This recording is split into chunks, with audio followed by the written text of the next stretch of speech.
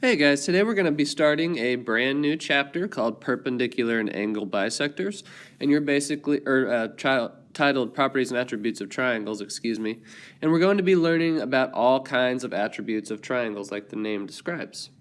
Okay, so today our specific topic is going to be perpendicular and angle bisectors, and you have a few different theorems that you're going to have to learn. Okay, so we're just going to kind of run through these real quick and do a few examples. All right, the first one is called perpendicular bisector theorem. Okay, and it says if a point is on the perpendicular bisector of a segment, then it is the same distance from the endpoints of the segment. And what that means is that if you have a point on some perpendicular bisector, so let's say right here, if you have a perpendicular bisector and it has a point on it, the distance from here to here and here to here are congruent. Okay, so when you have that situation, XA, or this distance, is going to be the same as XB. They're both congruent. Okay, so that is the first one that you need to know. Okay, the second one is called converse of the perpendicular bisector theorem. And it says if a point is equidistant from the endpoints of a segment, then it is on the perpendicular bisector. So what that means is if these two segments are congruent, that means that there has to be a point that lies on a perpendicular bisector. Okay? All right, so let's try a few. Example 1, we want to find MN. So we want to find this segment right here. Okay? Well, we know that we have a perpendicular bisector. Okay? And we have a point there. So that means that this segment must be congruent to this segment. So since NL is 2.6, MN must equal 2.6. So some of these problems don't require a whole lot of math. You just got to kind of apply the theorems that you have learned. All right, let's try BC. Okay, so on this, we know that we have a perpendicular bisector. Perpendicular bisector means cut right down the middle. And since we want to find this segment right here, we need to figure out what BD is. And since we know DC is congruent to BD, so these are congruent because the bisector cuts it in half, we know DC is 12, so we know that BD must be 12. And if we take 12 plus 12, that would equal 24. So our segment BC would equal 24. Let's try a few more here. Okay, on 1C, we want to find TU, this segment right here.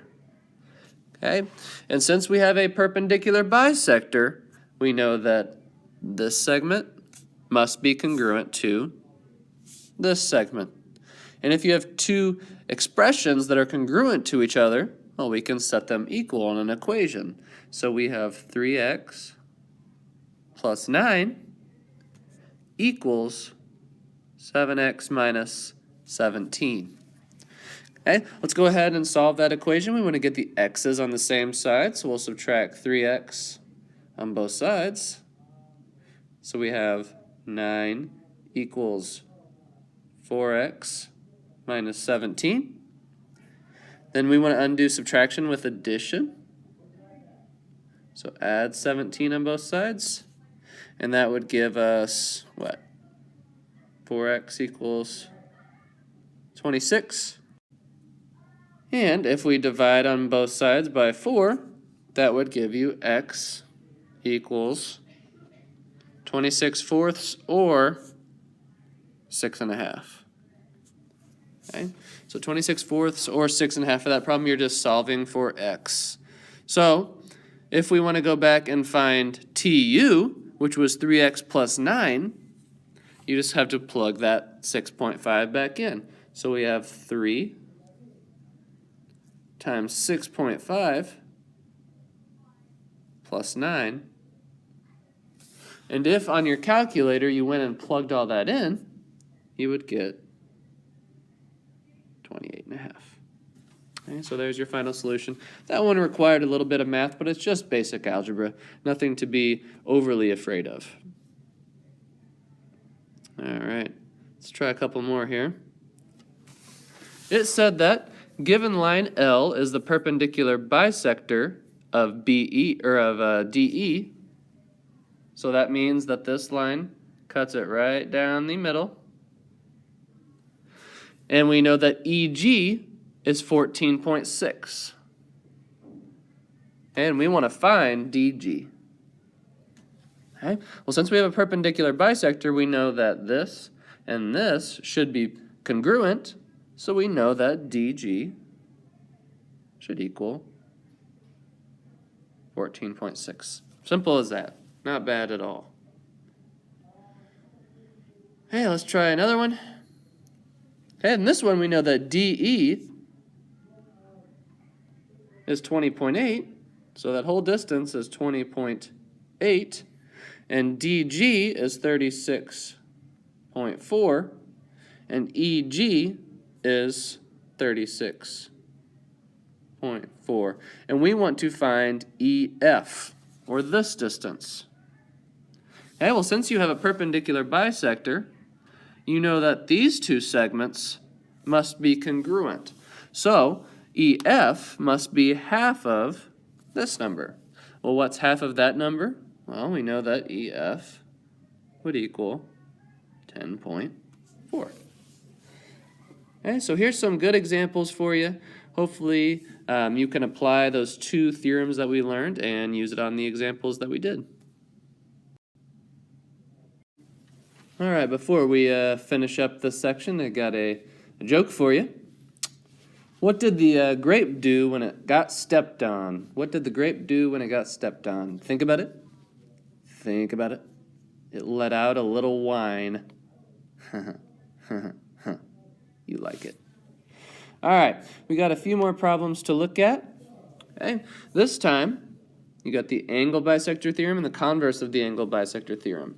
And the angle bisector theorem says if a point is on the bisector of an angle, then it is equidistant from the sides of the angle.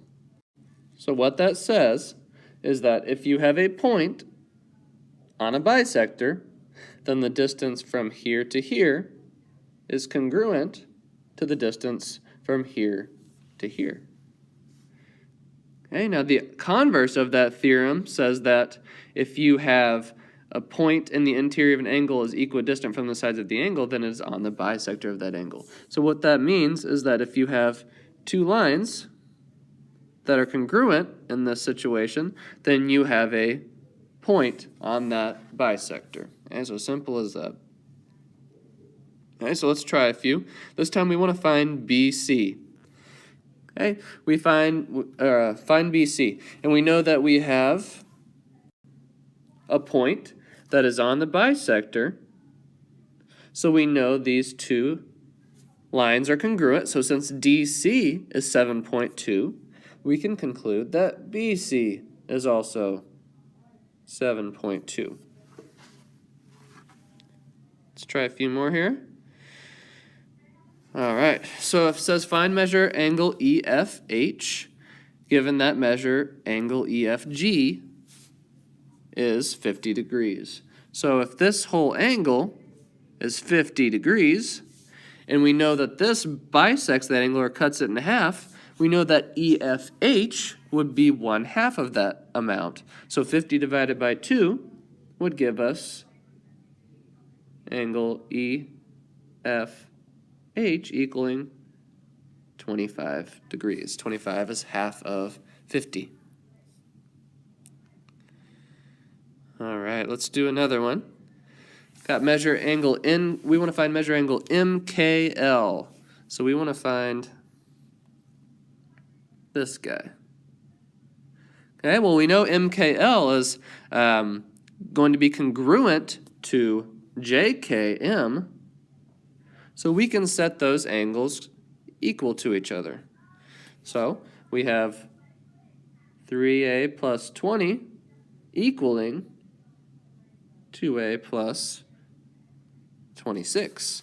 So let's go ahead and solve this. We want to subtract 2a on both sides. That would give us a plus 20 equals 26.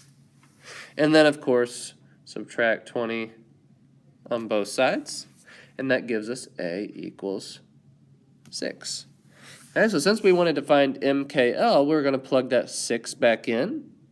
So you would have 2 times 6 plus 26.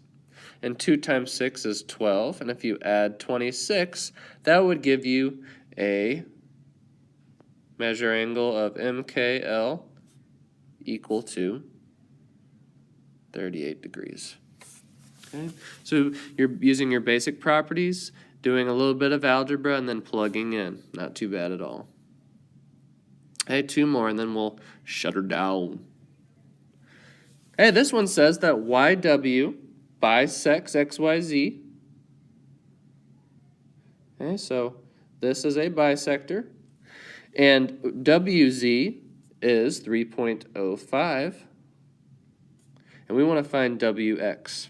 Well, we know since this is a perpendicular bisector that these must be congruent to each other, so we can obviously say that WX equals 3.05. Not a hard one at all. Last one. All right. This says that WYZ equals 63 degrees. So that's 63. We know that XW is 5.7. And we know that ZW is 5.7.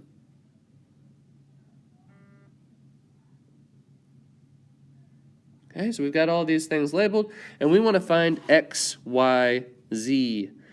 Okay, well, since we know that these two angles are congruent, and we know that WYZ is 63 degrees, we can go ahead and multiply that by 2 and get our entire angle. So 63 times 2 equals 126 degrees. And that would give you your XYZ. Okay, so these problems aren't bad as long as you internalize the different theorems that we've learned. See ya.